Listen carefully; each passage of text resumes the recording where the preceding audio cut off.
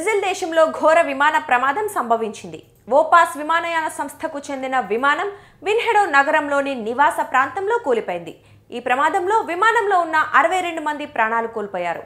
విమానం ప్రధాన భాగం అగ్నికీలల్లో చిక్కుకున్న దృశ్యాలను, ఆ ప్రాంతంలో దట్టంగా పొగ అలుముకోవటాన్ని బ్రెజిల్కు చెందిన గ్లోబో న్యూస్ టీవీ ప్రసారం చేసింది.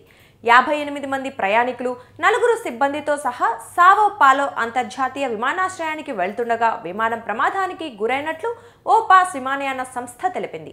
అదుపు తప్పిన విమానం గింగిరాలు తిరుగుతూ నివాస సముదాయాలకు దగ్గర చెట్ల మధ్యన కూలిపోతున్న దృశ్యాలు సోషల్ మీడియాలో వైరల్ అవుతున్నాయి. ప్రమాదం జరిగిన వెంటనే మంటలు వ్యాపించి ఆ ప్రాంతంలో దట్టమైన పొగలు కమ్ముకున్నాయి.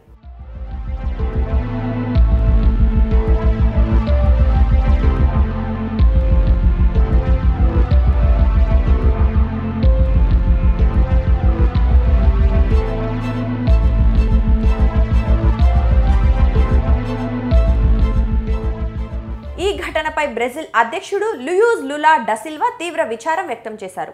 ప్రమాదంలో చనిపోయిన వారి ఆత్మకు శాంతి చేకూరాలని కోరారు. మీడియా సమావేశంలో ఆయన 1 నిమిషం పాటు మౌనం పాటించారు. ఈ దుర్ఘటనపై స్పందించిన వియోపాస్ ఎయిర్లైన్స్ విమానం పరానా రాష్ట్రంలోని కాస్కావల్ నుంచి సావో పావోల్కు వెళ్తుండగా విన్హెడ్లో పట్టణం వద్ద కూలిపోయినట్లు తెలిపింది.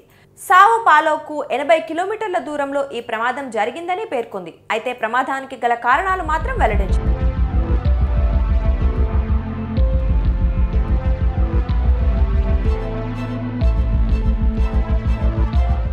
ప్రమాదం జరిగిన వెంటనే పోలీసులు, సహాయ సిబ్బంది ఘటనా స్థలానికి చేరుకొని రెస్క్యూ ఆపరేషన్ కొనసాగించారు.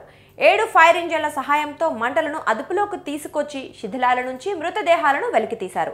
ఈ ఘటనకు సంబంధించిన వీడియో ప్రస్తుతం సోషల్ మీడియాలో తెగ వైరల్ అవుతోంది. విమానం నివాస ప్రాంతానికి సమీపంలో కూలిపోవడంతో కొన్ని ఇళ్లు ధ్వంసమైనట్లు అధికారులు తెలిపారు. ఈ ఘటనపై స్థానిక పోలీసులు కేసు నమోదు చేసి విచారణ చేపట్టారు.